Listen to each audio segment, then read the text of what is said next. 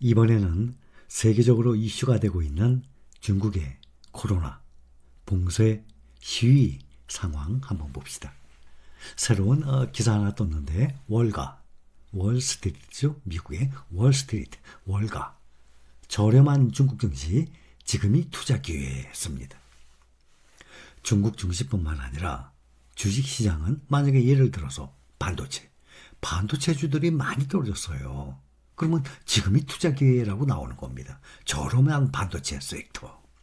내년 한 2분기부터 괜찮아질 거라고 전문가들이 그러는데 사실 2분기 지나고 보면 금방이에요. 월급 받으면 한 달에 한 번 산다고 칩시다. 월급 받아서 그거를 몇 번 나눠서 매수하시는 분들이 계시겠지만 어차피 한 달에 한 번 월급 받는 거 아닙니까? 그래봤자 3번, 4번이에요, 기회가. 지난 2년 동안 시가총액 1조 2천억 달러가 증발한 중국 증시예요. 경제 재개방 기대감이 나오면서 투자자들의 관심이 다시 고조되고 있습니다. 많은 전문가들이 내년에는 미국보다 한국과 중국, 인도네시아, 베트남, 인도 이쪽의 수익률이 더 날 것이다 하는 기사들이 계속 나오고 여러분들과 공유를 하고 있습니다. 미국의 투자 전문 매체예요. 배런스. 최근 격화되는 코로나 봉쇄 반대 시위가 오히려 경제 재개방을 서두르는 촉매이자 시장 기회가 될 것으로 전망하는 월가 투자자들이 늘고 있다고 전했습니다. 다만 이 중국 증시 불안 요인이 완전히 해소되지 않은 상태예요.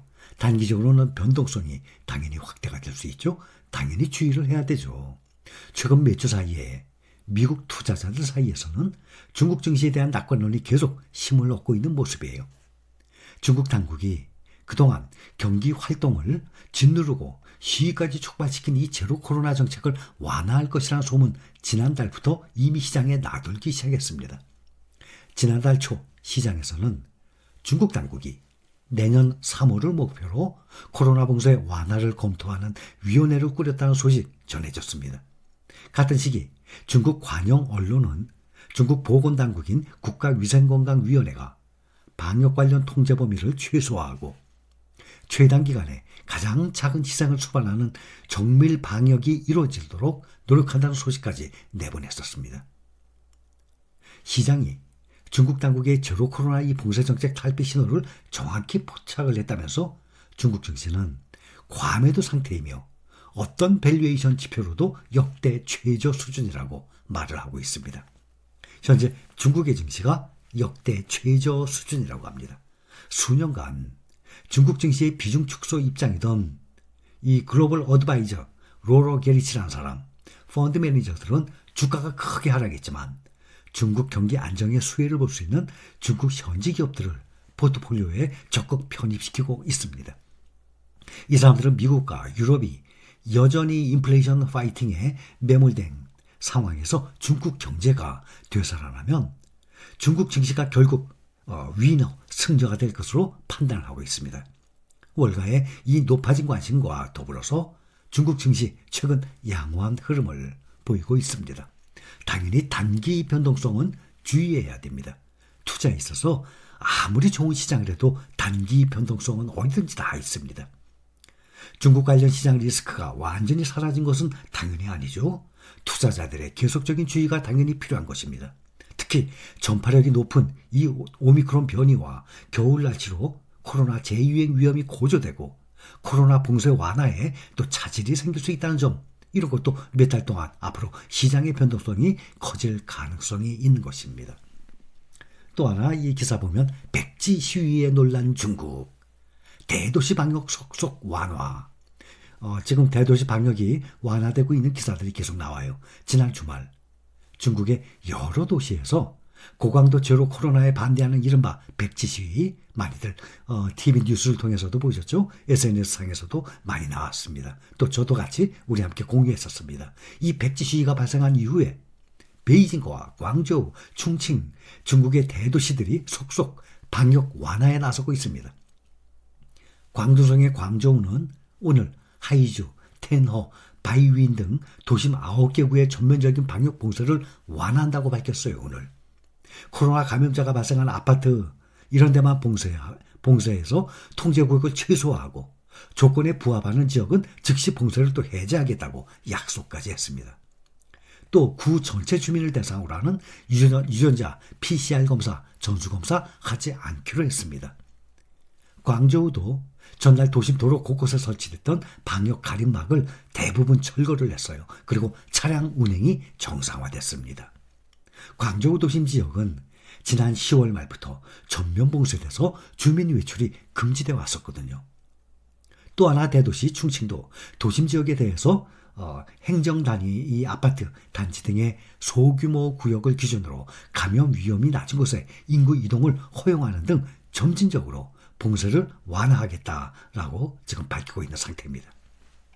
그래서 중국이 곧 집단검사 축소 등 완화 발표하고 여러 도시 이유 없이 지금 봉쇄가 해제돼서 오히려 이 인민들이 어리둥절하여 있다고 합니다. 중국이 코로나 하루 3만 명대예요. 4만 명 넘어갔다가 요즘 조금 주춤합니다. 다행입니다. 3만 명대 이 신규 감염이 이어지고 있는 가운데서 곧 감염자의 격리 체제를 느슨하게 하고 집단 양성 반응 검사를 줄이는 방역 완화 방안을 계속 발표할 것이라고 오늘 로이터 통신이 소식통을 인용해서 보도했습니다. 24일 우르무치 화재 사건에서 촉발된 이 경직되고 강경 일변도의 제로 코로나 이 현장 방역에 대한 주민들의 반대 시위가 상하이, 광저우, 베이징 대도시로 퍼지고 또 급기야 29일 날 광저우에서 경찰과 충돌하는 상황까지 나왔었습니다. 그래서 정부가 지금 방향을 바꾼 것으로 보입니다. 이런 방향 전환에는 특히 어제 장점인 전 주석의 타계도 한몫을 했습니다. 경찰과 충돌이 있는 광저우는 몇 시간 뒤 어제 새벽부터 시의 여러 구역에 걸쳐서 뚜렷한 감염 변화가 없는데도 봉쇄 조치를 해제해서 주민들이 먼저 놀랐다고 할 정도였습니다. 중국 최정상부의 제로 코로나 원칙을 현지 관리들은 아주 엄중하게 해석하고 실행을 해왔습니다. 수만 명 거주의 큰 지역에서 단 한 명의 양성받는 결과자만 나오더라도 그 지역 전체를 봉쇄하고 모든 가구가 실내에 완전히 유폐하도록 하는 그런 이 법이었습니다. 아예. 다른 지역과 경계지어서 차단하고 상호 이동 교류를 금지하고 각 가구는 하루에 단 한 명만 한두 시간에 걸쳐서 음식물 구입, 이 외출만 허용되는 이런 식이었거든요. 이런 식의 강경 봉쇄 조치가 무려 3년 가까이 완화 혹은 이제 해이해지지 않고 철저히 집행되어 왔었습니다. 한 명의 신규 감염자가 발생하면 수천 명의 인근 거주민에 대한 집단 테스트도 실시하고 이런 체제를 곧 테스트를 통해서 크게 감소하는 방식으로 이제 바꾼다는 것입니다. 양성 반응자가 나오더라도 이 환자와 밀접 접촉자, 이 가족들은 일정 조건 아래 자가격리하는 체제 도입될 것으로 보입니다. 그러니까 집에서 자가격리하는 거예요. 시설격리가 아니라 그동안은 감염되면은 즉시 가족들과 떨어져서 시설격리 쪽으로 갔어요. 그런데 이제는 자가격리. 세계 대부분의 나라가 실행을 하고 있어요. 지금 실행한 지 벌써 1년이 지났습니다. 이런 보다 인간적인 방역을 중국도 실시할 예정으로 보이고 있습니다. 이렇게 엄격한 제로 코로나 정책이 장기화하면서 중국의 경제, 사회적 비용은 정말 쌓여만 갑니다. 경제 무너질 정도예요. 근데 정부는 또 섣불리 봉쇄 정책을 포기할 수도 없는 상황이에요. 사망 위험이 큰 고령층의 이 저조한 백신 접종률, 또 엄청난 인구 아닙니까? 14억, 세계 1등 이 인구, 이거 대비 의료시설이 너무너무 열악합니다. 또 최근에 오미크론 하이 변이의 확산으로 가뜩이나 이 재감염 위험이 큰 상황에서 고령층의 이 저조한 백신 접종률은 걱정거리가 됩니다. 2년 넘게 고강도 방역 주제를 시행을 해온 중국이라서 자연 면역을 기대하기는 또 더욱 힘든 상태입니다. 또 중국의 고령층이 백신 접종을 꺼리는 이유, 이 문화적 특성도 있습니다. 중국인들은 질병뿐만 아니라 코로나 백신과 같은 이런 새로운 의약품을 접하는 데 있어서 다른 이 많은 국가들보다 위험을 회피하는 경향이 강하다고 합니다. 또 백신의 품질도 논란거리예요. 중국에서는 줄곧 자국산 백신을 고수하고 있는데 화이자, 모더나 이런 백신보다 예방 효능이 당연히 떨어지죠.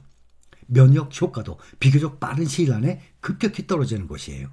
그래서 얼마 전에도 제닛 옐런 미 재무장관이 우리는 중국의 미국산 이 백신을 제안을 했지만 중국이 관심을 보이지 않았다라고 말한 바도 있습니다.